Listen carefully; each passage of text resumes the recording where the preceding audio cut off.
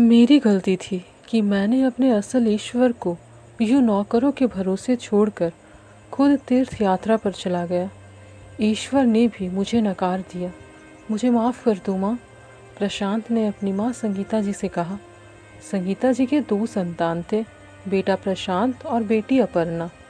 जब वे दोनों छोटे थे तभी उनके पिताजी का स्वर्गवास हो गया था।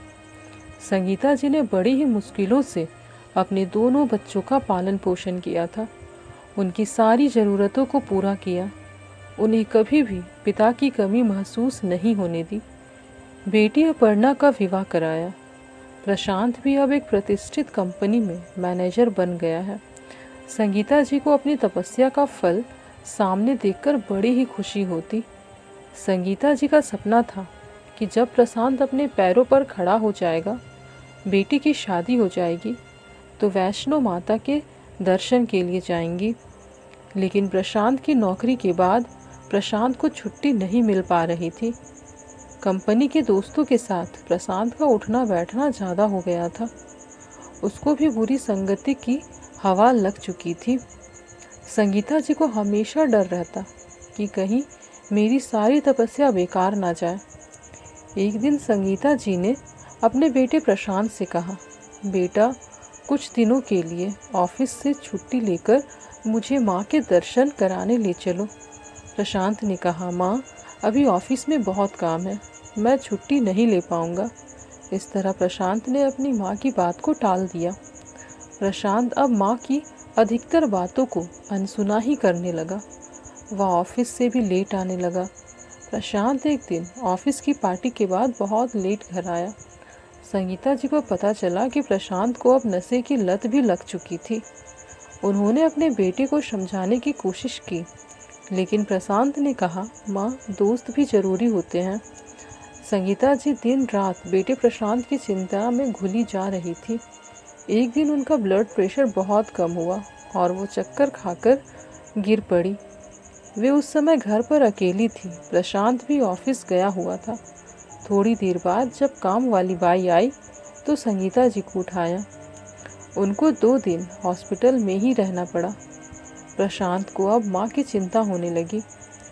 उसने माँ की देखभाल के लिए एक और काम वाली बाई घर पर रख लिया। संगीता जी ने मना भी किया पर प्रशांत नहीं माना। संगीता जी ने कहा, बेटा, मुझे मेरा पहले वाला प्रशांत वापस लौटा दे, जो अपनी माँ से हंसता बोलता था। मैं अपने आप ठीक हो जाऊंगी। प्रशांत ने कहा, माँ, मैं तुम्हारा ही तो बेटा हूँ। ऑफिस के काम के अलावा दोस्तों को भी आजकल वक्त देना पड़ता है, वरना वो बात तक नहीं करते। अब बिना बात किए किसी जगह काम करना आसान तो नहीं। संगीता जी ने कहा, बेटा, यारी दोस्ती वही अच्छी होती है जो बुरे वक्त में काम आए। जो आपको ही बुरा बना दे, ऐसी दोस्ती को छोड़ देना ही सही है। प्रशांत ने कहा, माँ, तुम चिंता मत करो, ऐसा कुछ नहीं होगा। तुम्हारे दिए संस्कार का अपमान नहीं होने दूंगा। इसी तरह कुछ दिन गुजर गए। प्रशांत की कंपनी के दोस्तों ने वैष्णो देवी जाने का प्लान बनाया। प्रशांत को भी चलने के लिए उन्होंने मना लिया था। अब प्रशांत को समझ नहीं आ रहा था कि माँ को क्या कहूँगा। माँ भी तो इतने दिन से माता के दर्शन के लिए बोल रही थी। प्रशांत ने घर जाकर संगीता जी से कहा, माँ, तुम काम वाली को 2 दिन यहीं रुकने को बोल देना। मुझे ऑफिस के काम से 2 दिन बाहर जाना पड़ेगा। संगीता जी ने बेटे का माथा चूमा। कितनी ही मन्नतें मांगी कि वो सही से पहुँचे और जल्दी वापस आए। ये पहली बार था कि उनका बेटा उन्हें यूं अकेला छोड़कर कहीं जा रहा था।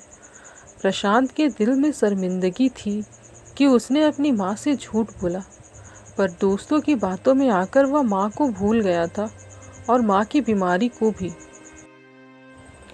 प्रशांत और उसके दोस्त कार से ही वैष्णो माँ के दर्शन के लिए जाने वाले थे। वहाँ से अंदर जाने की अनुमति के लिए सबको कोविड टेस्ट कराना अनिवार्य था। उन्हें इस बात का पता नहीं था तो सबको टेस्ट की पंक्ति में खड़ा होना ही पड़ा। रिपोर्ट आई तो पता चला कि प्रशांत कोविड पॉजिटिव है। अधिकारियों ने गाड़ी को आगे जाने की अनुमति नहीं दी। प्रशांत के दोस्तों ने अपनी तरफ से जुगाड़ लगाने की भी कोशिश की, पर सब असफल रहे। प्रशांत के दोस्त उसे अकेला छोड़ आगे यात्रा पर चले गए और प्रशांत को घर वापस आना पड़ा। प्रशांत पूरे रास्ते सोचता रहा कि मुझे ना इतना ज़्यादा फीवर है, ना कोई और लक्षण। बस मौसम में बदलाव की वजह से रास्ते में हल्का सा जुकाम हो गया था। फिर कोविड पॉजिटिव कैसे? उसका दिल बार बार उसे यही कह रहा था कि माँ का दिल दुखाकर, माँ से झूठ बोलकर भगवान की पूजा करो, तो भगवान भी आशीर्वाद नहीं देते। और आशीर्वाद मिलना तो दूर, प्रशांत को तो दर्शन तक नसीब नहीं हुए। इन्हीं सारी सोच विचार और आत्मग्लानि से प्रशांत अपने घर पहुंचा। प्रशांत को देखकर संगीता जी परेशान हो गई। 2 दिन का बोलकर इतनी जल्दी क्यों आ गया?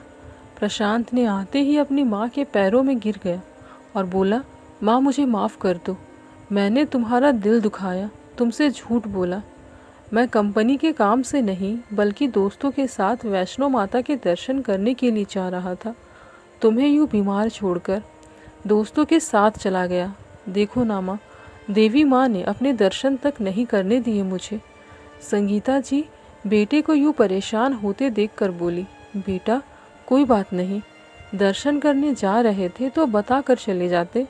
मेरा तो सपना ही था कि तुम एक दिन माता के दर्शन के लिए जाओ। प्रशांत ने कहा, माँ मुझे कोविड हो गया, आगे जाने से अधिकारियों ने मना कर दिया।